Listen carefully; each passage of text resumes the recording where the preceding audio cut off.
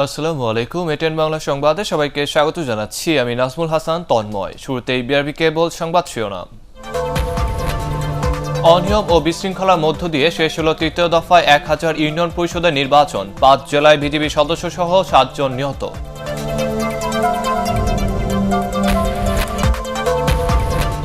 Khaleda Zia liver সিরোসিসে আক্রান্ত, এই রোগের চিকিৎসা দেশে সম্ভব নয় বলছেন তার চিকিৎসকরা।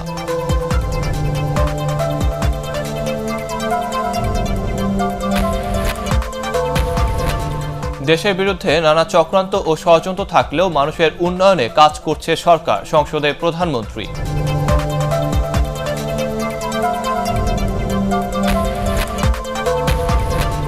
এবং করোনায় 3 জনের মৃত্যু, ওমিক্রন শনাক্ত হওয়ায় দেশ থেকে যাত্রী আগমনে নিষেধাজ্ঞা ও সভা সমাবেশ সীমিত করার সুপারিশ পরামর্শক কমিটির। শুনছিলেন বিআরবি কেবল সংবাদ শিরোনাম। এবার বিস্তারিত। বিক্ষিপ্ত, অনিয়ম ও বিশৃঙ্খলার মধ্য দিয়ে শেষ হয়েছে তৃতীয় দফায় 1000 ইউনিয়ন পরিষদের নির্বাচন। কারচুপির অভিযোগে ভোট বর্জন করেন স্বতন্ত্র প্রার্থীদের অনেকে। তবে বেশিরভাগ এলাকায় ভোটার উপস্থিতি উৎসাহব্যঞ্জক ছিল। প্রতিনিধিদের তথ্যচিত্রের ভিত্তিতে রিপোর্ট করেছেন একরামুল হক সায়েম। প্রত্যন্ত অঞ্চলের ভোটে সকাল থেকেই উৎসবের আমেজ। শীত উপেক্ষা করে কেন্দ্রে কেন্দ্রে ভোটারদের দীর্ঘ লাইন। বিশেষ করে নারী ও বয়স্ক ভোটারদের উপস্থিতি ছিল চোখে পড়ার মতো। তবে বেলা বাড়ার সাথে সাথে উত্তেজনা বাড়ে বিভিন্ন এলাকায়। জাল ভোট দেয়াকে কেন্দ্র করে কুমিল্লার হোমনা উপজেলার মাথাভাঙ্গা ইউনিয়নে সাইফুল্লাহ কান্দি প্রাথমিক বিদ্যালয় কেন্দ্রে 2 চেয়ারম্যান প্রার্থীর সমর্থকদের মধ্যে ধাওয়া পাল্টা ধাওয়ার ঘটনা ঘটে। পরে পুলিশ এসে পরিস্থিতি নিয়ন্ত্রণে আনে।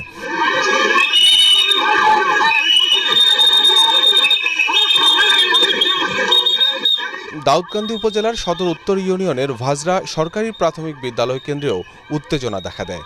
ভোটকেন্দ্রের বাইরে ককটেল বিস্ফোরণ ঘটায় দুর্বৃত্তরা। এদিকে জামালপুরে মেলান্দহে বরুঙ্গা সরকারি প্রাথমিক বিদ্যালয় কেন্দ্র থেকে ব্যালট বই ও সিল ছিনতাইয়ের ঘটনা ঘটে। এই ঘটনায় ওই কেন্দ্রে ভোট গ্রহণ স্থগিত করে নির্বাচন কমিশন। ফেনীর ছাগলনাইয়া উত্তর মন্দিয়া সরকারি প্রাথমিক বিদ্যালয় কেন্দ্রে বিশৃঙ্খলা সৃষ্টির অভিযোগে 4 ইউপি সদস্য প্রার্থীকে আটক করে আইনশৃঙ্খলা রক্ষাকারী বাহিনী।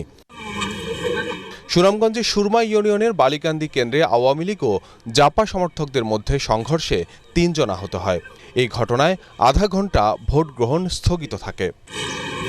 মেহেরপুরের 6টি ইউনিয়নে বেশিরভাগ কেন্দ্রে স্বতন্ত্র প্রার্থীদের এজেন্ট দেখা যায়নি।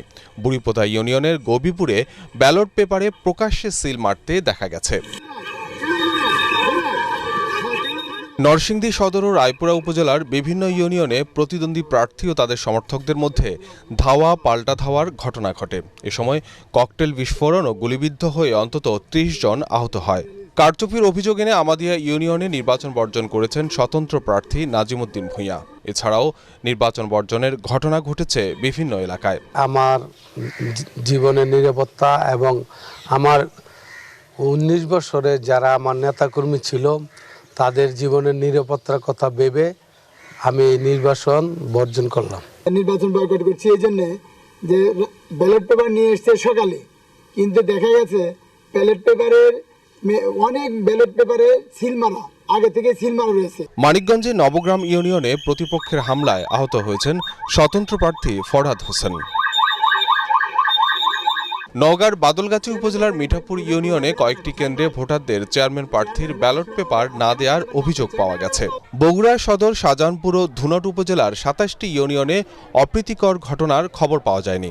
মৌলভীবাজারে একটি পৌরসভা ও 23টি ইউনিয়নের নির্বাচনে উৎসাহ উদ্দীপনা দেখা গেছে ভোটারদের মধ্যে। সেখানে শ্রীমঙ্গল পৌরসভায় ভোট নেওয়া হয় ইভিএমের মাধ্যমে। সকাল থেকে কুড়িগ্রাম, মাগুরা, গাইবান্ধা, সুনামগঞ্জ, নোয়াখালী, ব্রাহ্মণবাড়িয়া ও সাতক্ষীরা সহ বিভিন্ন এলাকায় ভোটারদের ভালো উপস্থিতি দেখা গেছে। এ দফায় 33টি ইউনিয়নে ইলেকট্রনিক ভোটিং মেশিন ইভিএমে এবং বাকিগুলোতে ব্যালট পেপারের মাধ্যমে ভোট নেওয়া হয়। ইকরামুল হক সায়েম, এটিএন বাংলা। ইউপি নির্বাচনকে কেন্দ্র করে সহিংসতায় মুন্সিগঞ্জ, নরসিংদী, নীলফামারী, ঠাকুরগাঁও ও লক্ষ্মীপুরে বিজিবি সদস্য সহ 7 জনের মৃত্যু হয়েছে।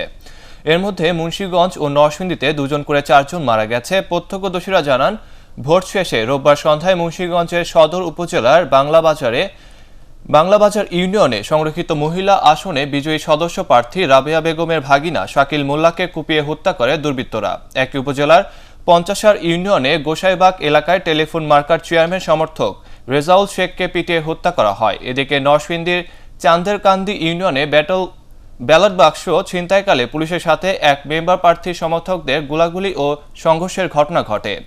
এ সময় গুলিবিদ্ধ হয়ে আরিফ ও শরীফ নামে দুজনের মৃত্যু হয়। পুলিশ ও আনসার সহ আহত হয় আরও 10 জন।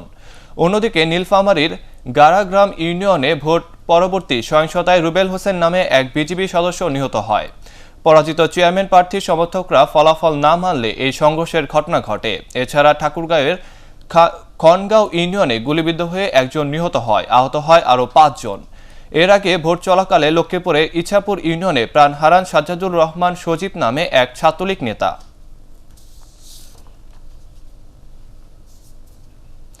সহিংসতা কম হয়েছে উল্লেখ করে এই ধাপের ইউপি নির্বাচনকে মডেল ভোট বলে দাবি করেছে নির্বাচন কমিশন সচিব হুমায়ুন কবির খন্দকার। নির্বাচন কমিশনের সংবাদ সম্মেলনে তিনি বলেন, ইউনিয়ন পরিষদ উৎসবমুখর পরিবেশে অংশগ্রহণমূলক নির্বাচন হয়েছে, তবে অনিয়মের অভিযোগে সারা দেশে 21টি কেন্দ্রের ভোটগ্রহণ স্থগিত করা হয়েছে। নির্বাচন কমিশন সচিব আরও বলেন, বিক্ষিপ্ত ঘটনায় 24 জন আহত হয়েছেন। সামান্য কিছু বিচ্ছিন্ন ঘটনা ছাড়া সারা দেশে উৎসবমুখর পরিবেশে ভোটগ্রহণ অনুষ্ঠিত হয়েছে। প্রার্থী এবং তাদের ফলোয়ার্স যারা, তারা কিছুটা হলেও সহনশীল ছিলেন। এটি যদি সবাই থাকেন, নিঃসন্দেহে আপনারা যে প্রত্যাশাটি যে আপনারা করেছেন যে আমরা সহিংসতা মুক্ত নির্বাচন দেখব কিনা, আমি তো মনে করি আজকে যে নির্বাচনটি হয়েছে এটা একটা মডেল হতে পারে। বিএনপি চেয়ারপারসন বেগম খালেদা জিয়া লিভার সিরোসিসে আক্রান্ত বলে জানিয়েছে তার চিকিৎসকরা। এই রোগের চিকিৎসা দেশে সম্ভব নয় জানিয়ে তার চিকিৎসার দায়িত্বে থাকা মেডিকেল বোর্ডের প্রধান অধ্যাপক FM সিদ্দিকী বলেছেন, বেগম জিয়াকে বাঁচাতে হলে দ্রুত ইউরোপ অথবা আমেরিকাতে নিতে হবে। বেগম জিয়ার গুলশানে বাসায় সংবাদ সম্মেলনে তিনি আরও বলেন, দ্রুত ব্যবস্থা নেওয়া না হলে তার মৃত্যু ঝুঁকি বাড়বে। আরও জানাচ্ছেন মইনুল আহসান। জীবন মৃত্যু সন্ধিক্ষণে থাকা হাসপাতালে চিকিৎসাধীন বিএনপি চেয়ারপারসন বেগম খালেদা জিয়ার সবশেষ শারীরিক অবস্থা জানাতে প্রথমবারের মতো গণমাধ্যমের সামনে এলেন তার চিকিৎসার দায়িত্বে থাকা মেডিকেল বোর্ডের সদস্যরা। বেগম জিয়ার গুলশানের বাসায় সংবাদ সম্মেলনে বোর্ড প্রধান অধ্যাপক FM সিদ্দিকী বলেন, লিভার সিরোসিসে আক্রান্ত বিএনপি চেয়ারপারসনের পাকস্থলীতে কয়েক দফা রক্তক্ষরণ হওয়ায় এখন তিনি মৃত্যু ঝুঁকিতে রয়েছেন। সিরোসিস অফ লিভার, এটা এতদিন ধরে লিভার তার ফাংশন এবং কিছুটা ধরে রেখেছিল, এখন এটা কম্পেনসেট আর করতে পারছে না, গিভ আপ করেছে। প্রথম 3 দিন একটা ব্লিডিং হয়েছে, তারপর আবার ব্লিডিং হচ্ছে। এখনও টাইম আছে, উনি স্টেবল আছে। দেয়ার মাইট কাম এ টাইম, একটা সময় আসতে পারে যখন হয়তো মানে শিফট করাটাও ডিফিকাল্ট হয়ে যেতে পারে, ইম্পসিবল হয়ে যেতে পারে। দেশে বেগম জিয়ার চিকিৎসা সম্ভব নয় জানিয়ে তিনি আরও বলেন, দ্রুত উন্নত চিকিৎসা নিশ্চিত করা না গেলে তাকে বাঁচানো যাবে না। আশেপাশের দেশ তো নাই, এটা সিঙ্গাপুর, ব্যাংককে এই ধরনের স্টেন্ট নাই, এবং এটা একটা টেকনিক্যাল হাতের কাজ, হাইলি সিলেক্টেড। এবং আমেরিকা, ইউরোপে ওরকম সেন্টারগুলো ওইভাবে বেস সেট আপ, ওইভাবে বেস। এইভাবে একটা পেশেন্টের জন্য একটা হাসপাতালের সেট আপকে, হাসপাতালকে ঢাকায় নিয়ে আসা সম্ভব না, ইম্পসিবল। গুরুতর অসুস্থ অবস্থায় গত 13 নভেম্বর রাজধানীর এভার কেয়ার হাসপাতালে ভর্তি হন বেগম জিয়া। সেখানে সিসিইউতে চিকিৎসাধীন আছেন বিএনপি চেয়ারপারসন। সত্যিকারের ইনফরমেশন যেগুলো ছিল সেগুলো আপনারা পেয়ে গেছেন। মইনুল আহসান, ATN বাংলা, ঢাকা। দেশের বিরুদ্ধে নানা চক্রান্ত ও ষড়যন্ত্র থাকলেও মানুষের উন্নয়নে সরকার কাজ করছে বলে জানিয়েছেন প্রধানমন্ত্রী শেখ হাসিনা। জাতীয় সংসদের পঞ্চদশ অধিবেশনে সমাপনী বক্তব্যে তিনি একথা জানান। সুপরিকল্পিত লক্ষ্য থাকলেও প্রতিবন্ধকতার মধ্যেও দেশ এগিয়ে যায় বলে মন্তব্য করেন তিনি। এ সময় অবিলম্বে বিএনপি চেয়ারপারসন বেগম খালেদা জিয়া বিদেশে সুচিকিৎসার দাবি জানান দলটির সংসদ সদস্যরা। জবাবে আইনমন্ত্রী আনিসুল হক বলেন, মুক্ত বলেই তিনি চিকিৎসা নিতে পারছেন। শফিউল আলম সুজনের রিপোর্ট। স্বাধীনতার সুবর্ণ জয়ন্তী ও বঙ্গবন্ধুর জন্মশতবার্ষিকীতে স্বল্প উন্নত দেশ থেকে উন্নয়নশীল দেশে পরিণত হওয়ায় জাতীয় সংসদের সমাপনী বক্তব্যের শুরুতেই সকলের প্রতি কৃতজ্ঞতা প্রকাশ করেন প্রধানমন্ত্রী শেখ হাসিনা। একটি লক্ষ্য স্থির করে কোনো একটি দেশ যদি এগিয়ে যায়, তাহলে সেটা কিন্তু অর্জন করা সম্ভব, সেটা আমরা প্রমাণ করেছি। তিনি বলেন, আওয়ামী লীগ টানা কয়েকবার ক্ষমতায় থাকার কারণে দেশ এগিয়ে যাচ্ছে, তবে এ উন্নয়নকে বাধাগ্রস্ত করতে একটি মহল নানা প্রতিবন্ধকতা সৃষ্টি করছে বলেও জানায় প্রধানমন্ত্রী। যে যেটাই বলুক, যত সমালোচনাই করুক, বাংলাদেশের মানুষের ভাগ্য পরিবর্তনের জন্যই আমরা কাজ করে যাচ্ছি এবং আমরা কাজ করে যাব। তবে বাংলাদেশ এগিয়ে যাচ্ছে, এগিয়ে যাবে। বাংলাদেশের এই গতি যেন আর কেউ রোধ করতে না পারে। আচ্ছা, অনেক রকমের চক্রান্ত থাকবে, কিন্তু সেগুলি মাথা নিয়েই আমাদের চলতে হবে। খালেদা জিয়াকে মুক্তি দিয়ে বিদেশে চিকিৎসার বিষয়ে বিএনপির সংসদ সদস্যের বক্তব্যের জবাবে আইনমন্ত্রী বলেন, খালেদা জিয়া দেশের ভেতরে যেখানে খুশি চিকিৎসা নিতে পারেন, তবে বিদেশে চিকিৎসার বিষয়ে আইনে বাধা রয়েছে। উনি অবশ্যই মুক্ত, উনি অবশ্যই আমাদের কাস্টডিতে নাই, উনি অবশ্যই সরকারের কাস্টডিতে নাই, উনি অবশ্যই ওনার চিকিৎসা এখান থেকে যেখানে ইচ্ছা সেখানে নিতে পারবেন এবং সেটা তিনি নিচ্ছেন। শিক্ষার্থীদের হাব ভাড়ার ব্যাপারে সংশ্লিষ্টদের দ্রুত সিদ্ধান্ত নেওয়ার আহ্বান জানান সংসদে বিরোধী দলীয় উপনেতা GM কাদের। জনগণের স্বাস্থ্য সংশ্লিষ্ট বিষয়টিকে গুরুত্ব সহকারে বিবেচনা করবেন। শফিল আলম সুজন, ATN বাংলা, ঢাকা। দারিদ্র্যের সংখ্যা বাড়ছে। বিএনপি বিভ্রান্তি সৃষ্টির রাজনীতিতে বিশ্বাসে বলে মন্তব্য করেছেন আওয়ামী লীগ সাধারণ সম্পাদক ওবায়দুল কাদের। তার মতে, দলটির মুখে গণতন্ত্রকে প্রাতিষ্ঠানিক রূপ দেওয়ার কথা বললেও তারা তা বিশ্বাস করে না। জাতীয় সংসদ কার্যালয়ে ব্রিফিংয়ে তিনি এসব কথা বলেন। এর আগে সড়ক পরিবহন ও সেতুমন্ত্রী ওবায়দুল কাদেরের সাথে সৌদি পরিবহন মন্ত্রী ইঞ্জিনিয়ার সালেহ নাসের আল জাসিরের নেতৃত্বে একটি প্রতিনিধি দল দেখা করেন। এ সময় যশোর, খুলনা এবং চট্টগ্রাম কক্সবাজার মহাসড়ক 6 লেনে উন্নীতকরণ প্রকল্পে সৌদি সরকারের বিনিয়োগের আহ্বান জানান ওবায়দুল কাদের।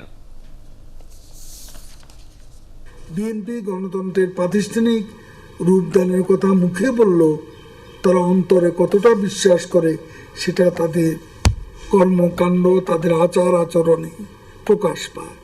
তাদের সময়কালে তারা দুর্নীতি ও লুটপাটকে প্রাতিষ্ঠানিক রূপ দিয়েছিল। নিজ দলে গণতন্ত্রহীনতা থাকলে সরকার পরিচালনা কিভাবে তারা গণতন্ত্র প্রতিষ্ঠা করবে, সেটি আজকে জনগণের প্রশ্ন। রাজনীতিতে বিএনপি চেয়ারপারসন বেগম খালেদা জিয়ার আর কোনো অস্তিত্ব না থাকায় দলটি ষড়যন্ত্র নির্ভর হয়ে পড়েছে বলে অভিযোগ করেছেন তথ্য ও সম্প্রচার মন্ত্রী ডক্টর হাসান মাহমুদ। তার মতে, চিকিৎসা নয়, অসুস্থতার দোহাই দিয়ে রাজনৈতিক উদ্দেশ্য হাসিল করতে বেগম জিয়াকে বিদেশে পাঠাতে চায় বিএনপি। রাজধানীর মিরপুরে শহীদ বুদ্ধিজীবী কবরস্থান প্রাঙ্গণে ঢাকা মহানগর উত্তর আওয়ামী লীগের 10 নম্বর ওয়ার্ডের 10টি ইউনিটের সম্মেলনে হাসান মাহমুদ এসব কথা বলেন। বেগম খালেদা জিয়া তার পছন্দ অনুযায়ী এভারকেয়ার হাসপাতালে আছে। যদি সেখানে ভালো চিকিৎসা না হয়, দরকার হলে বিদেশ থেকে বিশেষজ্ঞও আনা যায়। সেটি করবেন না, বেগম খালেদা জিয়াকে বিদেশেই পাঠিয়ে দিতে হবে। এটির উদ্দেশ্য হচ্ছে বেগম খালেদা জিয়াকে এই অজুহাতে বিদেশে পাঠিয়ে দিয়ে বিদেশে বসে তারেক জিয়া যে ষড়যন্ত্র করছে সেই ষড়যন্ত্রকে আরো বেগবান করা, খালেদা জিয়া যাতে সেখান থেকে রাজনীতি করতে পারে সেটির ব্যবস্থা করা। রাজনৈতিক স্থিতিশীলতা ও উদার বিনিয়োগ নীতির কারণে দেশে বিদেশি বিনিয়োগ বাড়ছে বলে জানিয়েছেন প্রধানমন্ত্রী শেখ হাসিনা। আন্তর্জাতিক বিনিয়োগ সম্মেলনের উদ্বোধনী অনুষ্ঠানে তিনি বলেন, দক্ষ জনশক্তি গড়ে চতুর্থ শিল্প বিপ্লব থেকে সর্বোচ্চ সুবিধা নেওয়ার প্রস্তুতি নিচ্ছে সরকার। অর্থনৈতিক কূটনীতিকে প্রাধান্য দিয়ে বিনিয়োগ বান্ধব পরিবেশ সৃষ্টির অঙ্গীকার করেন তিনি। আপেল মাহমুদের রিপোর্ট। দেশের অর্থনৈতিক উন্নয়ন, বৈদেশিক মুদ্রার রিজার্ভ ও মাথাপিছু আয় বৃদ্ধি সহ সব ধরনের শর্ত পূরণ করে স্বল্পোন্নত থেকে উন্নয়নশীল দেশের কাতারে এখন বাংলাদেশ। ওয়েলকাম টু সোনার বাংলা। দেশের অগ্রযাত্রাকে আরও এগিয়ে নিতে 11টি সম্ভাবনাময় খাত চিহ্নিত করে রাজধানীতে শুরু হয়েছে আন্তর্জাতিক বিনিয়োগ সম্মেলন 2021। গণভবন থেকে রাজধানীর হোটেল রেডিসনে ভার্চুয়ালি যুক্ত হয়ে 15টি দেশের অংশগ্রহণে এ সম্মেলনের উদ্বোধন করেন প্রধানমন্ত্রী শেখ হাসিনা। দেশের 100টি অর্থনৈতিক অঞ্চল ও 39টি হাইটেক পার্কে বিনিয়োগে বিদেশিদের দৃষ্টি আকর্ষণ করেন তিনি। 3 দফা নির্বাচনে জয়লাভের ফলে দেশে বিরাজমান রাজনৈতিক স্থিতিশীলতা, দক্ষ পরিশ্রমী জনপদ সৃষ্টি, আকর্ষণীয় প্রণোদনার মাধ্যমে উদার বিনিয়োগ নীতি এবং দক্ষিণ ও দক্ষিণ পূর্ব এশিয়ার বিশাল বাজারের মধ্যবর্তী ভৌগোলিক অবস্থানের জন্য বৈদেশিক বিনিয়োগের ক্ষেত্রে বাংলাদেশের গুরুত্ব দিন দিন বৃদ্ধি পাচ্ছে।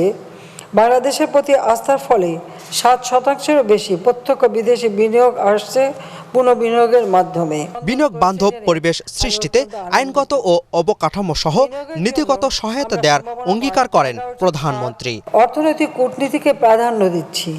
দ্বিপাক্ষিক আঞ্চলিক অগ্রাধিকার বাণিজ্য চুক্তি, মুক্ত বাণিজ্য চুক্তি ও সমন্বিত অর্থনৈতিক অংশীদারিত্ব চুক্তি সম্পাদনের কাজ করে যাচ্ছি। আমাদের 12 কোটি বেশি মানুষ ইন্টারনেট ব্যবহার করছে।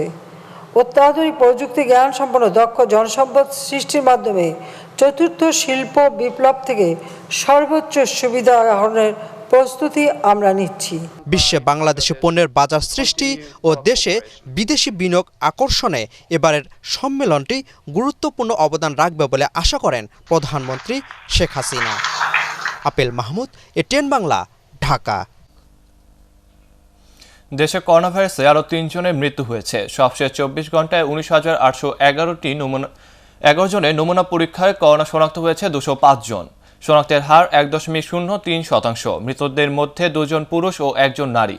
এ নিয়ে মৃতের সংখ্যা বেড়ে দাঁড়ালো 27,978 জনে। স্বাস্থ্য দপ্তরের সংবাদ বিজ্ঞপ্তিতে এসব তথ্য জানানো হয়। করোনার নতুন ধরন ওমিক্রন শনাক্ত হওয়ায় দেশ থেকে যাত্রী আগমনের নিষেধাজ্ঞা এবং দেশে সব ধরনের সভা সমাবেশ ও লোক সমাগম সীমিত করা সহ 4টি সুপারিশ করেছে করোনা বিষয়ক জাতীয় কারিগরি পরামর্শক কমিটি। অনলাইনে কমিটির 48তম সভা শেষে সংবাদ বিজ্ঞপ্তিতে এ কথা জানানো হয়। সুপারিশের মধ্যে আরও রয়েছে বিদেশ থেকে আগতদের 14 দিনের কোয়ারেন্টাইন নিশ্চিত করা এবং স্বাস্থ্যবিধি মেনে চলা। এদিকে অনলাইন সংবাদ ব্রিফিংয়ে স্বাস্থ্য দপ্তরের মুখপাত্র ডক্টর নাজমুল ইসলাম জানিয়েছে, ওমিক্রন শনাক্তে বিমানবন্দর সহ সব বন্দরে স্ক্যানিং ব্যবস্থা জোরদার করা হয়েছে। নিরাপদ সড়ক ও বাসে অর্ধেক ভাড়ার দাবিতে রাজধানীতে বিক্ষোভ অব্যাহত রেখেছে শিক্ষার্থীরা।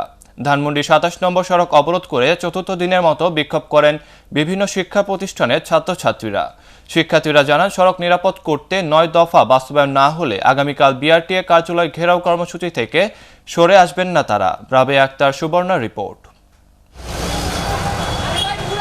অর্ধেক বাস ভাড়ার দাবিতে যখন রাজপথে শিক্ষার্থীরা, তখন সড়ক দুর্ঘটনায় মৃত্যু হয় নটরডেম কলেজের ছাত্র নাইমের। এতে বিক্ষুব্ধ হয়ে ওঠে শিক্ষার্থীরা। টানা কয়েকদিন ধরে সড়কের অবস্থান নিয়ে বিক্ষোভ করছে তারা। সড়ক নিরাপদ করতে দাবি বাস্তবায়নে রোববার চতুর্থ দিনের মতো রাস্তায় নেমে অবরোধ কর্মসূচি পালন করে শিক্ষার্থীরা। আমরা চাই আমাদের যেন একটি নিরাপদ সড়ক দেওয়া হোক, একটি ডিজিটাল ট্রাফিক সিস্টেম দেওয়া হোক, যেখানে আমাদের লাইটগুলোকে ফলো করা হবে, যেখানে জেব্রা ক্রসিং ফলো করা হবে। নিরাপদ সড়কটা আর নামা না লাগে, সরকার এটা নিশ্চিত করুন। শিক্ষার্থী দেখলে বাসে তুলতে চায় না কন্ডাক্টররা। নেই নারীদের জন্য নির্ধারিত সিট, এমন নানা অভিযোগ জানিয়ে দিতে থাকে স্লোগান। কিভাবে উন্নয়নশীল হবে? আমরা ছাত্র সমাজে যদি আমাদের কোনো অধিকার না পাই, আমরা বাসে উঠতেই পারি না। হেল্পাররা আগেই না করে দেয় যে বাসে ওঠা যাবে না, হাফ পাস মানে দিলেই উঠা যাবে। রাস্তা আটকে প্রতিদিনের মতো যানবাহনের লাইসেন্স যাচাই করে তারা। এতে সড়কের দুপাশে তৈরি হয় দীর্ঘ যানজট। দুর্ভোগে পড়েন নগরবাসী। গণপরিবহনের অর্ধেক ভাড়া নিশ্চিত করা সহ 9 দফা দাবি দ্রুত বাস্তবায়ন করে প্রজ্ঞাপন জারি করা না হলে আরও কঠোর আন্দোলনেরও হুঁশিয়ারি দেয় তারা। আমাদের যতদিন পর্যন্ত হাফ পাস না মানা হবে, নিরাপদ সড়কের আইন না প্রস্তাব করা হবে, ততদিন পর্যন্ত আমরা রাস্তা আন্দোলন চালিয়ে যাব। আমাদের জামাতে যে পুলিশ স্টেট থেকেই নাম্বার প্লেট দেয়, তাহলে এখন এটা নাম্বার প্লেট লাগানো হয়নি কেন?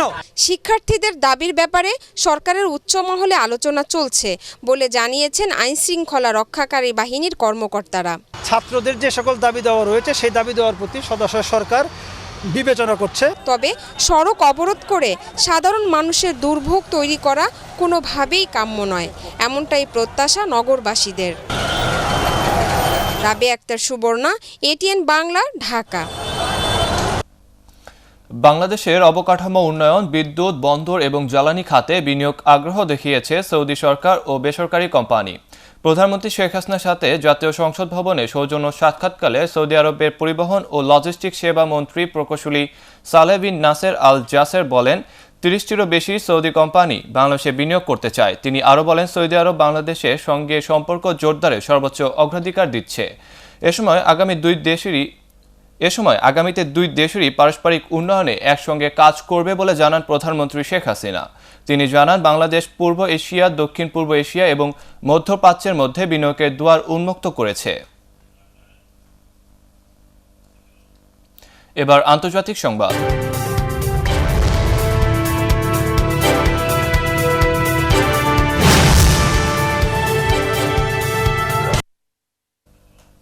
নেদারল্যান্ডসের রাজধানী আমস্টারডামে করোনা পজিটিভ হওয়া 61 বিমান আরোহীর মধ্যে 13 জনের শরীরে ওমিক্রন ভ্যারিয়েন্ট শনাক্ত হয়েছে। শুক্রবার দক্ষিণ আফ্রিকা থেকে ফেরার পর দুটি ফ্লাইটে প্রায় 600 আরোহীর নমুনা পরীক্ষায় ওই 61 জনের করোনা ধরা পড়ে। এর আগে গত বুধবার প্রথমবারের মতো করোনার নতুন এই স্ট্রেইন শনাক্তের কথা জানায় দক্ষিণ আফ্রিকা। এতে উদ্বেগের ধরন হিসেবে শ্রেণীভুক্ত করে বিশ্ব স্বাস্থ্য সংস্থা। প্রাথমিক তথ্য প্রমাণে দেখা গেছে অন্যান্য ভ্যারিয়েন্টের চেয়ে ওমিক্রন অনেক বেশি সংক্রামক। এখন পর্যন্ত এই ভেরিয়েন্ট পাওয়া গেছে যুক্তরাজ্য, জার্মানি, ইতালি, অস্ট্রেলিয়া, বতসোনিয়া, ইসরায়েল এবং হংকংয়ে। এবার বাংলাদেশ পাকিস্তান সিরিজের খবর।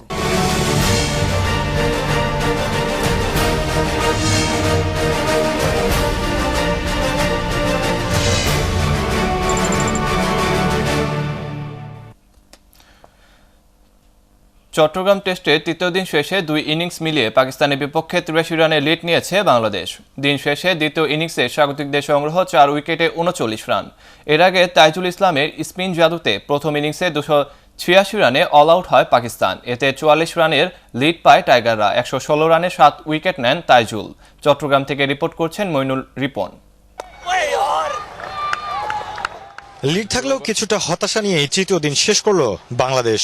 শুরুর 2 সেশনে দাপট দেখালেও ব্যাটসম্যানদের ব্যর্থতায় দিনের শেষটা নিজেদের করে নিতে পারল না স্বাগতিকরা। প্রথম ইনিংসের মতো নিজেদের দ্বিতীয় ইনিংসের শুরুতেই হতাশ করেছে টাইগাররা। দলের মাত্র 14 রানে শাহিন আফ্রিদির এলবির ফাঁদে পড়েন সাদমান। মাত্র 2 বল করে খেলে সাজঘরের পথ ধরেন নাজমুল হোসেন ও মমিনুল হক। এরপর দলীয় 25 রানে সাইফ হাসান আউট হলে শুরুতেই কঠিন বিপর্যয়ে পড়ে বাংলাদেশ। মুশফিকুর রহিম আর ইয়াসির আলীর দৃঢ়তায় আর বেশি বিপদ বাড়েনি। তবে চতুর্থ দিনের শুরুতে কঠিন পরীক্ষার আভাস দিয়ে রাখলেন পাকিস্তানি বোলাররা। এর আগে বাংলাদেশকে চোখ রাঙানো পাকিস্তানি ব্যাটিং লাইন আপ একাই ধসিয়ে দেন স্পিনার তাইজুল ইসলাম। ফ্লাইট, আর্মবল, টপ স্পিন, নিজের ঝুলিতে থাকা সব অস্ত্র সানিয়ে থিতু হতে দেননি সফরকারী ব্যাটসম্যানদের। দিনের প্রথম ওভারেই ফেরান 52 রান করা আব্দুল্লাহ শফিক আর 0 রানে আজহার আলীকে। স্বাগতিকদের মায়াবী স্পিনে 182 রানে চতুর্থ উইকেট হারায় সফরকারী দল। বাবর আজমকে ফেরান মেহেদি মিরাজ।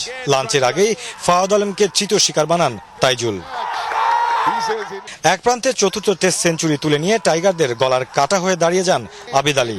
তবে ব্যক্তিগত 133 রানে তাকেও বিদায় করেন সেই তাইজুলি।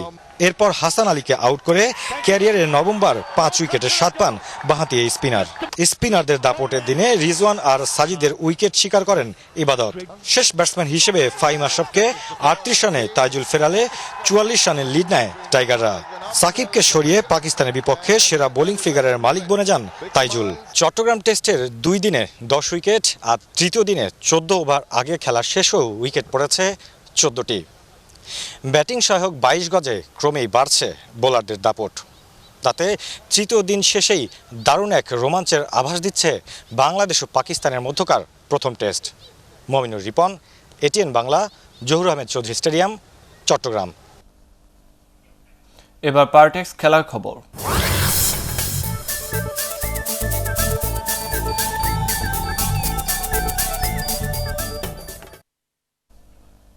জয় দিয়ে স্বাধীনতা কাপ মিশন শুরু করলো মোহামেডান স্পোর্টিং ক্লাব।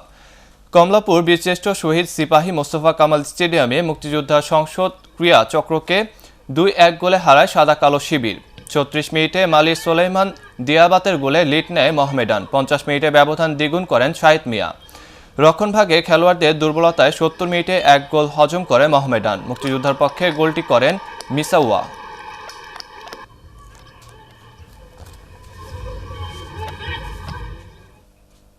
শেষ করার আগে বিআরবি কেবল সংবাদ শিরোনাম আরেকবার।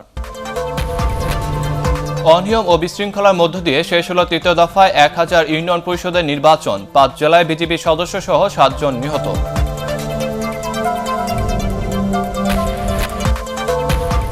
খালেদা জিয়া লিভার সিরোসিসে আক্রান্ত। এই রোগে চিকিৎসা দেশে সম্ভব নয় বলছেন তার চিকিৎসকরা।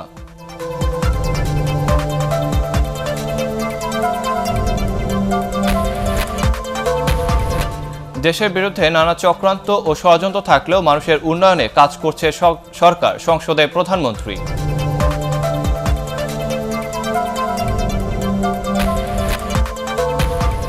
এবং করোনায় 3 জনের মৃত্যু, ওমিক্রন শনাক্ত হওয়ায় দেশ থেকে যাত্রী আগমনের নিষেধাজ্ঞা ও সভা সমাবেশ সীমিত করার সুপারিশ পরামর্শক কমিটির।